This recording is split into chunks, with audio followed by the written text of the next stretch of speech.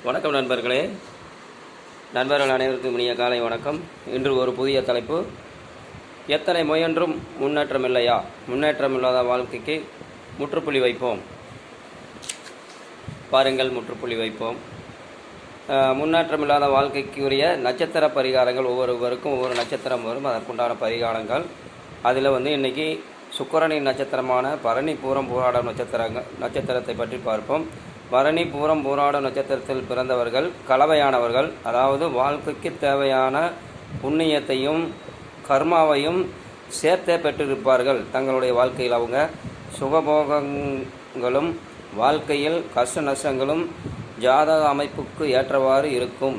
வாழ்க்கையின் போக்கு எப்படி இருந்தாலும் அவருடைய வாழ்க்கை மிகவும் நன்றாக இருக்கிறது, நடுத்தரமாக இருக்கிறது, அல்லது மிகவும் கவலைக்குரிய இடமாக இருக்கிறது. அப்படி எப்படி இருந்தாலும் இந்த பரணி பூரம் பூராட நட்சத்திரக்காரர்கள் இவர்கள் சுக்கிரனுடைய நட்சத்திரத்தில் பிறந்தவர்கள். சுக்கிரனின் அதிசாரம் அவர்களுக்கு உண்டு. அதாவது அந்த நட்சத்திரக்காரர்கள் வாழ்க்கையில் எப்படி வாழ்ந்தாலும் அவர்கள் வாழ்க்கை உயர்வுக்காக இந்த பரிகாரங்களை சொல்லுகிறோம். வாழ்க்கையின் போக்கு எப்படி இருந்தாலும் ஜென்ம நட்சத்திரம் வரும் நாளில் துர்க்கை அம்மனுக்கு, அதாவது ஈஸ்வரன் கோயிலில் ஈஸ்வரனுக்கு வடக்கு பார்த்த மாதிரி துர்க்கை அம்மன் வீட்டிருப்பார்.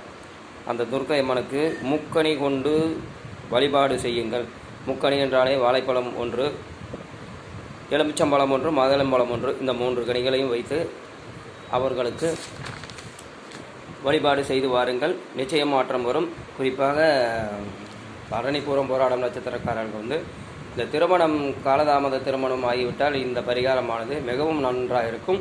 அப்படி திருமணம் நடந்துவிட்டாலும், நார்மலான வயசிலேயே நடந்துவிட்டாலும்,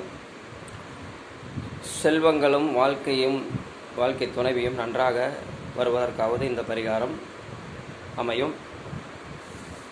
செய்து பாருங்கள் நண்பர்களே. மீண்டும் வேறொரு சந்திப்பில் உங்களை சந்திக்கும் வரை உங்களிடம் விடைபெறுவது உங்கள் நண்பழகன். சப்ஸ்கிரைப் பண்ணுங்கள், லைக் பண்ணுங்கள், கமெண்ட்ஸ். அதாவது தவறுகள் வந்தால் கமெண்ட்ஸில் சொல்லுங்கள் நண்பர்களே.